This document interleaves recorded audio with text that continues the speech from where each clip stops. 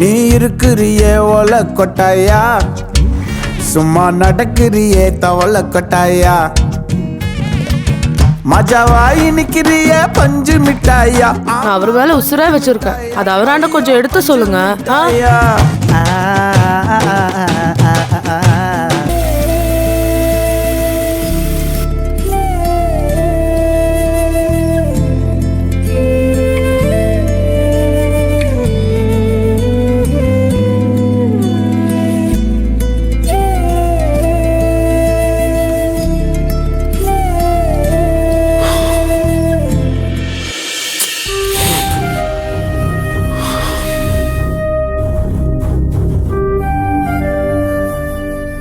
வெற்றி இந்தப்பா. வெற்றி. அம்மா. என்னப்பா? ஒண்ணு இல்லம்மா, சும்மா. சரி இந்தா.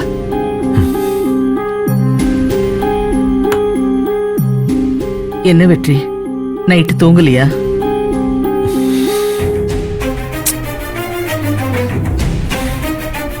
என்ன வெற்றி, செல்வி சொன்னதையே நினைச்சுக்கிட்டு இருக்கியா? எனக்கு என்னமோ செல்வி சொன்னதுதான் சரின்னு படுதுப்பா. அம்மா என்னம்மா சொல்றீங்க? சொந்தத்தோட சொந்தம் சேர்றதான்ப்பா முறை. நாம தான் சொந்தம் இல்லையே. அதை விட முக்கியமானது, அவ தனியாள் இல்ல, குடும்பமா இருக்கா. அத ஞாபகத்துல வை. அதனால செல்விமா சொல்லிட்டு போறது சரிதான். சுந்தரி என்கிட்ட கார்த்திகை பத்தி எதுக்காக மறைக்கணும்? கார்த்திகை அவங்களுக்கு சுத்தமா பிடிக்காதுமா. அப்போ அவங்க மனசுல வேற ஏதோ என்ன இருக்குல்ல? உன் மேல ஆசைப்படுறா, அது உண்மைதான். அவ ஆசைப்படலாம். என்ன இருந்தாலும் கட்டின புருஷன் கூட இருக்கும்போது இதெல்லாம் நடக்குமா? நடந்தாலும் தப்புப்பா. உனக்கு புரியும்னு நினைக்கிறேன்.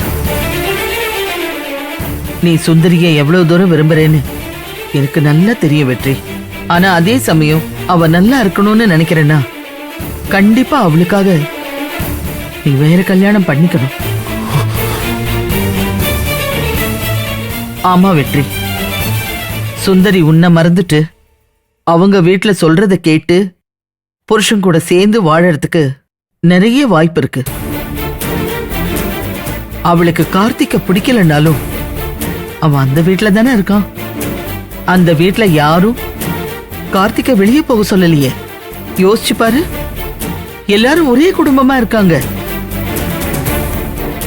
சுந்தரியும் கார்த்திக்கும் தான் பேசிக்கல, ஆனா மத்த எல்லாரும் பேசிக்கிட்டு தான் இருக்காங்க.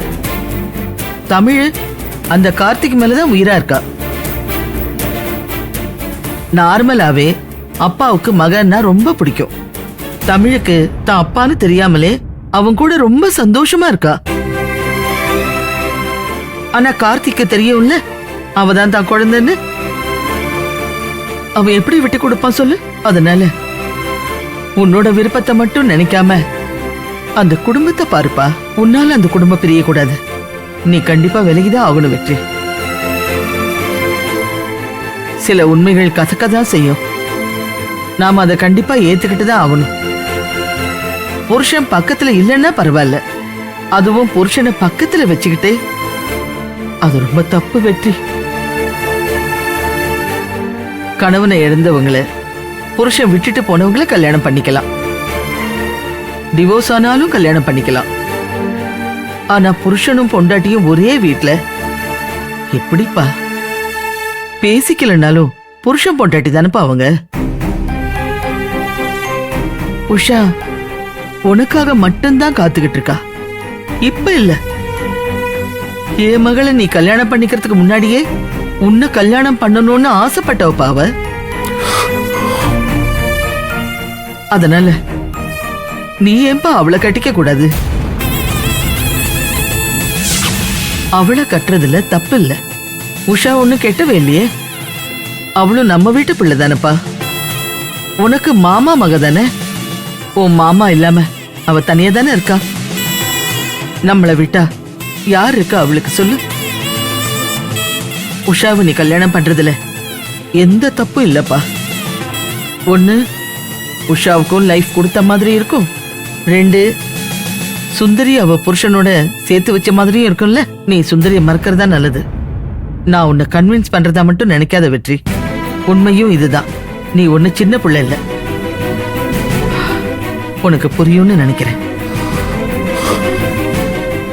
புரியுதுமா, கொஞ்சம் டைம் கொடுங்க.